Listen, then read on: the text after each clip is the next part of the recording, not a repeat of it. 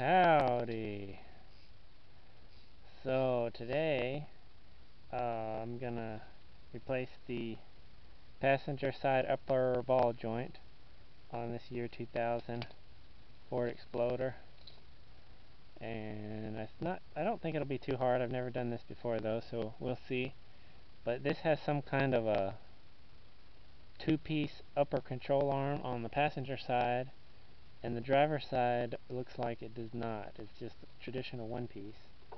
And then oddly, you can adjust the caster if you have this type of two-piece upper control arm, which is good, but you can only do it on the passenger side. So I guess what the idea was, they built this little truck and they wanted the whatever the caster was on the driver's side, just go ahead and adjust it on the passenger side to match it, probably, and then that way it won't pull to the left or the right. But some of them don't have this, so I don't know. I guess you could convert it if you wanted to, but you can buy this lower piece from internet or AutoZone, but I don't think you can buy this upper piece. So you'd have to get that from the junkyard and then get that somewhere if you wanted to convert it. But anyway, I like it the way it is. I like having the extra feature, and I'm going to show you what I did so far. So these first two nuts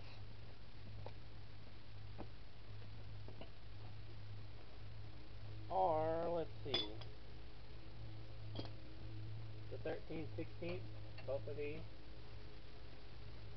and there's a little bolt that went in here like this, and it was a 9/16 on this end,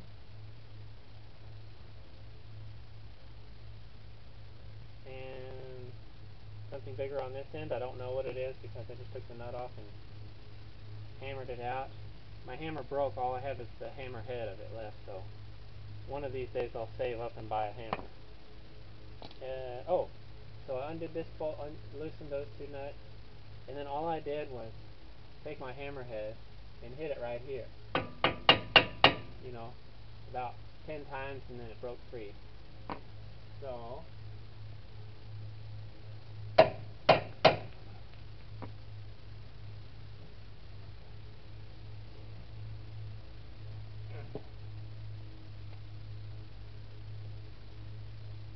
take those nuts out, and you do not need to take this one out. I don't, or at least not right now.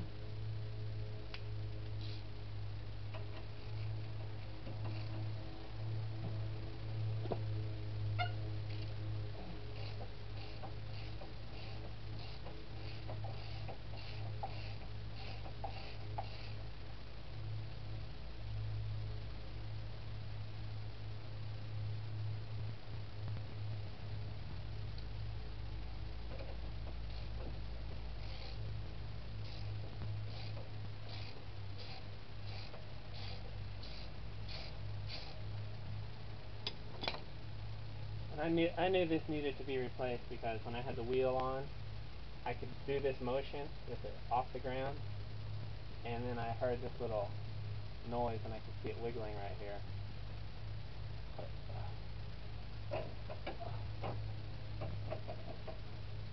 Okay, so here's the old part.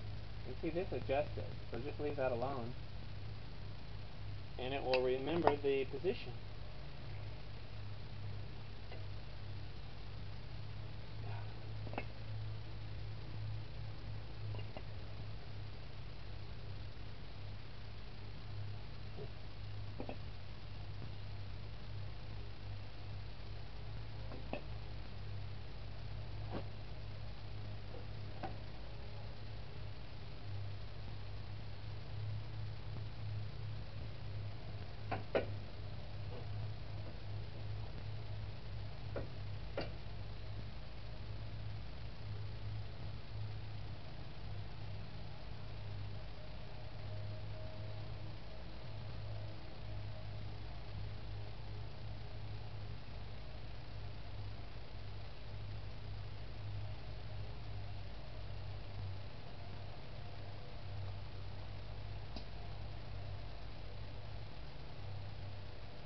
Put a little oil on it to help it go in.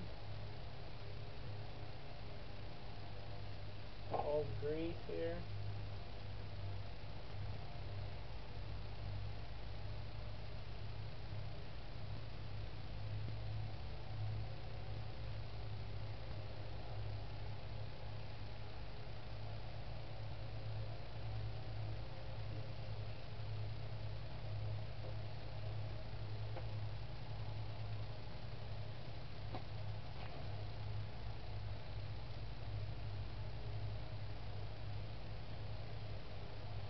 You know, something else I noticed, this car, the radiator's leaking, which it's not so bad, except I wish I had known that earlier when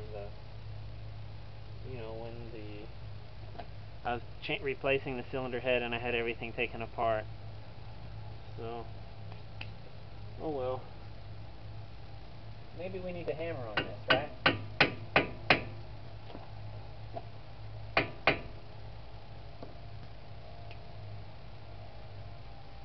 Well, we got a new nut and bolt here. I don't know, I think this bolt's better quality. You can use the original nut and bolt.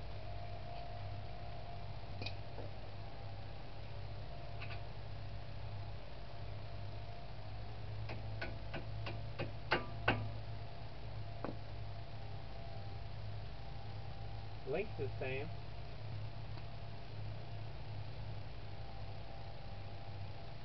Got a lock nut. Oh, look at that. That one's a lock nut. This is not a lock nut.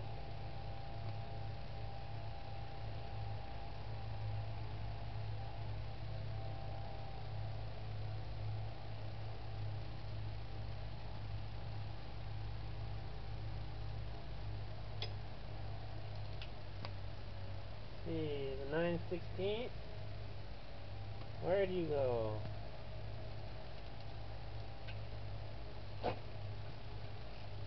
What?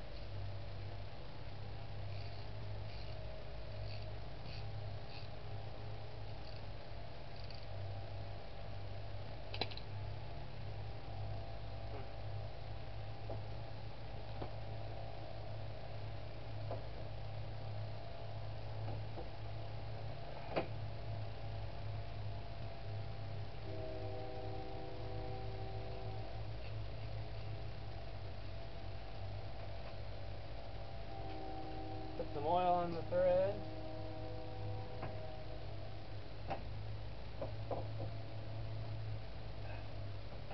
A little bit stubborn.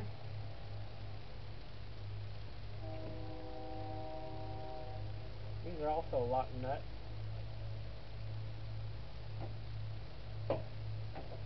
There we go.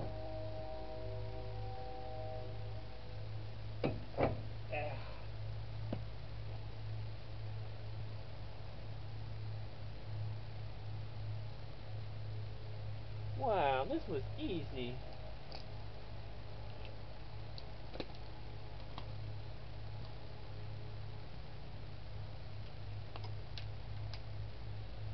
If you replace upper ball joints on other cars, you'll appreciate how easy this is. On this car.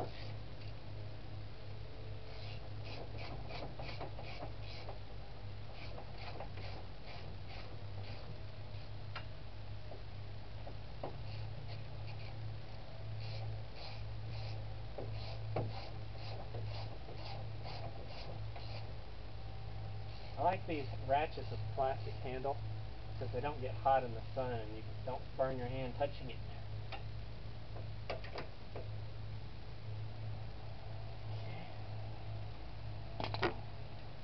Use this to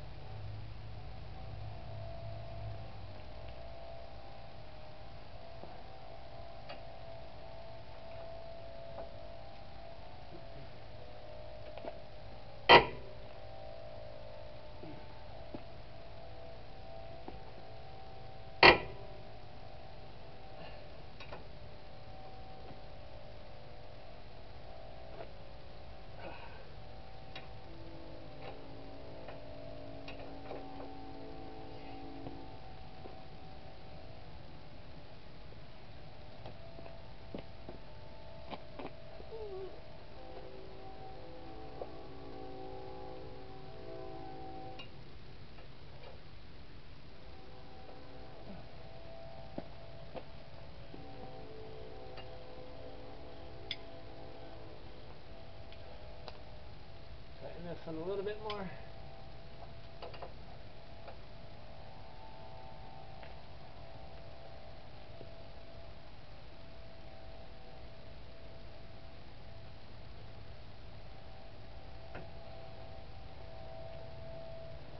Okay, and lastly, let's see.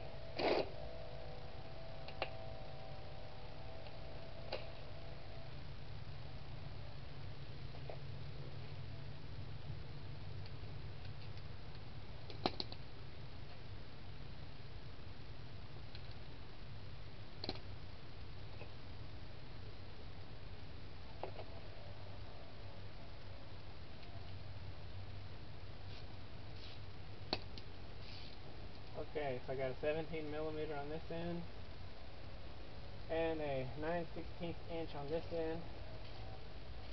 So this nut is probably actually a 14 millimeter, but this is fine.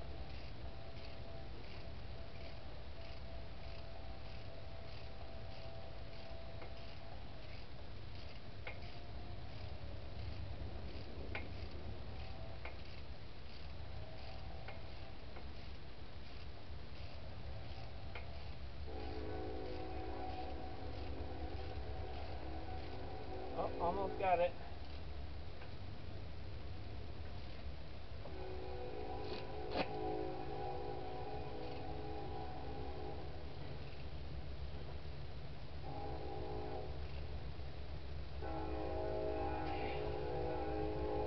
Okay, it's totally done. Hope you can see. Oh, the light's not so great.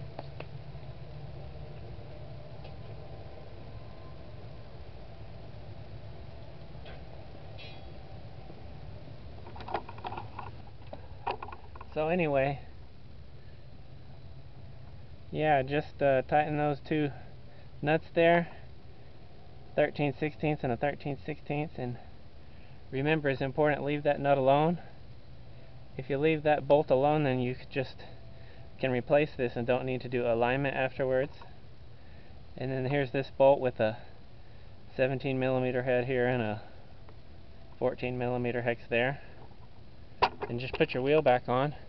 Don't forget to grease it before you put your wheel back on. And then you're finished. Okay. Have a good one, everybody. Bye.